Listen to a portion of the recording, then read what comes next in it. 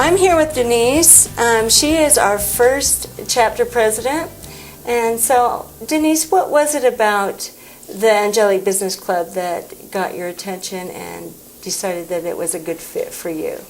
Well, Colleen, I stumbled onto your website and I was really impressed by your message, the message that you want to put out there to women, to see the divine inside each one of them and to celebrate the divine in each other. A year ago, I had a very dear friend that I had known for 25 years. Her name was Reagan, and the way she lived her life, she had 2 small children. She had a 7-year-old and a 5-year-old, and she had chronic cancer. She got cancer 5 times in her life. And every time she got it, they would tell her, "You're not going to make it," and she'd say, I'll be back. And we always knew she would be because she was such a fighter. And so she'd go off and she'd fight this cancer, and then she'd come back. And the thing that really stuck in my mind is every time this happened, she didn't need to change anything. She didn't change. I never heard her say, "I need to travel more," or "I need to stop working," or "I need to spend more time with my family," or "I need to go to church more." I never heard her say anything like that. She would just come and jump right back into her life the way it was. And she lived the life she loved. And it was such an example to me. I thought, you know what? How many of us can say that? You know, how many of you can say, you know, I do what I want to do every day, and there's not something on my list that I keep putting on there and never get done. And so that was a big testament to me of how to live your life. And then recently, I had another friend, just like 3 months ago, and she also died of cancer. And I had known her for 25 years as well. Very dear friend. And she had a heart of gold. She would do anything for anybody. And her last days were not as nice and not as pleasant. You know, Reagan, when they finally said, "This is it," you know, there was no more fighting, she was just able to go. Heidi, however, had a fight. And she had a lot of built-up emotions, a lot of resentment, a lot of forgiveness to do. And she had 3 weeks to live. She ended up living 3 months. And it was a lot of suffering because she wanted to get rid of this stuff that was in her. And she just kept saying over and over, "I'm going to beat this. I'm going to go back to school. I'm going to do that what I wanted to do." And she had been trying to get her nursing license for so long.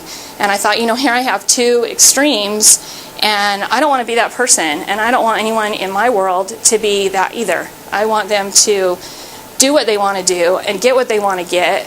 And, you know, you deserve it. We all do. And so that's kind of been my mantra. And now I've got this whole little lineup of what I do, and I've just been out and I actually lost about 7 people in the last 3 months. I lost my father and my mother-in-law within 2 weeks, and then a sister-in-law and 4 friends. And so it's been, you know, and each one of them I've learned a lesson and a huge wake-up call to me. So I gave you a little handout, and it's this one, "To Live Like You're Dying." And I love this song. You know, and I don't, you know, people ask me, well, do you just wake up every day and think, okay, today could be my last day? Well, I don't think of it that way, but every morning when I open my eyes, I thank my Creator for another day. You know, I believe every day is a gift. And if you're here, there's still something you need to do and someone that needs to learn from you. And I totally believe that with all my heart. My friend lost her brother a couple weeks ago in a bad car wreck. And the thing that was heard at the funeral the most was the last person who had the fight with him, and the last person that he told that he loved.